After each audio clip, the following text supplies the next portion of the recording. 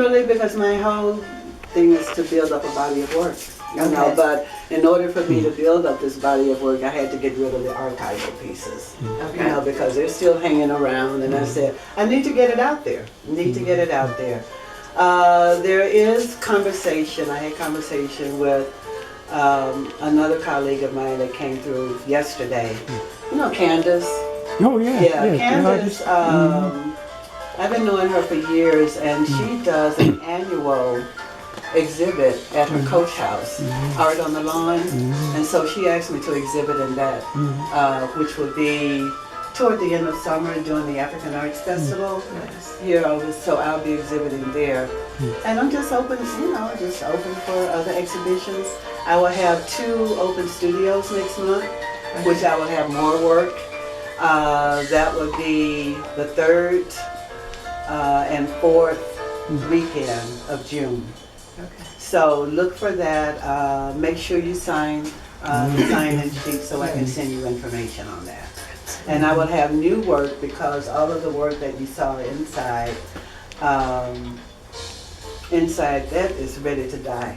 Okay. So the dye that I will be using is going to be different because all of this is like a synthetic indigo dye, but this next batch that I'm going to do, it came from India. Interesting. Yeah, so I'm going to see what kind of intensity that produces. Oh, and this, Yes. that's the motherboard, right? Yeah. The Adinkra symbol. Yes. The And mother. these are the actual stamps that I use, and these were made. These are the actual Adinkra stamps from Ghana, West Africa, and they're hand carved from calabash shells. Very cool. Yes.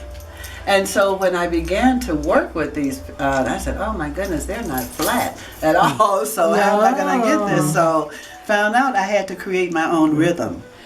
So did you buy these there? No, Or did you a friend of mine somebody brought went there. them? Yes, he brought them for me. He went to Africa and asked me what did I want him to bring me back. I said, Adinkra symbols. I have a friend who lives in Ghana who comes twice a year. I should connect you to Eva. Yes, you should. Yes, you should. Because they have a lot of new symbols now that are out, you know, that are more contemporary. And I would love to see those because this is one of the oldest charts. That's one of the oldest. This is one of the oldest charts that they have. This chart I've had since art school. And you know how long I'm dating myself on that one. You mean the Art Institute? At the Art Institute. Right, yeah. Yeah, down in the fabric department. That was in the 70s? Yes. See, he just gonna make me say it. Oh, that was in the 70s? Yes, Coco. Yeah, listen here. That was in the 70s. But you know, that was, I brought back that cloth, a similar one, when I returned in 1976 and began making jewelry using Adinkra symbols. Yes, I remember that. I remember that. So I'm thinking that, you know, we He's can a make those. wonderful metalsmith. Oh, really? But now he's painting. Yeah, no, I retired from that. So this Doing is, mosaic. Okay. You know, who knows? you know, you can make those here. We could, you know, Whatever, calabash? no, you don't necessarily, Well, you you wouldn't know have what? to use it. I have, when I was an art student, I made my own stamps. Right, Yeah. But I hand carved them out of linoleum blocks. Yeah, I was just That's going to cool. say, Out of the linoleum is linoleum the... blocks, you know, so there is a way to do it. Something soft, you know, like cork.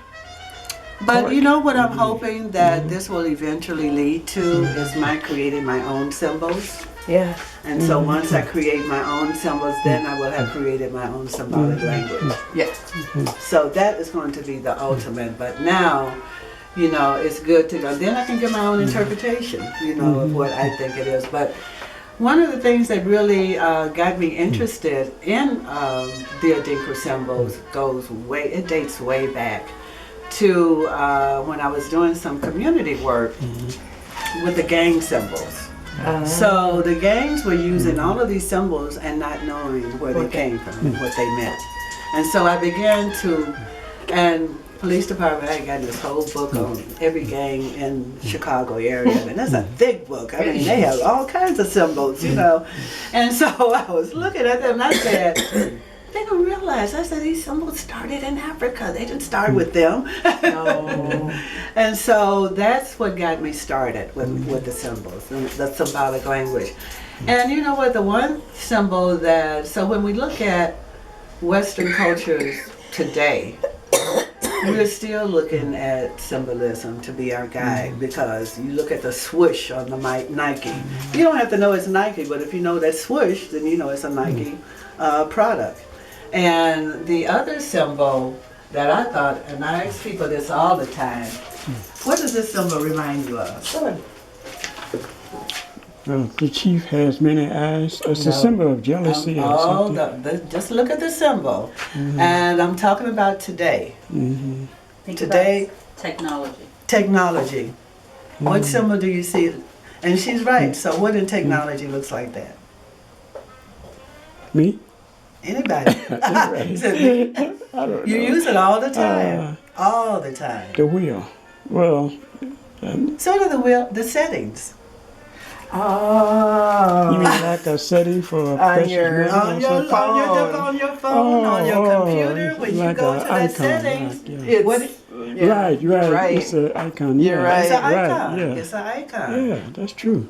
That It's is an the icon. symbol. That is funny. Isn't that funny? There it is. See?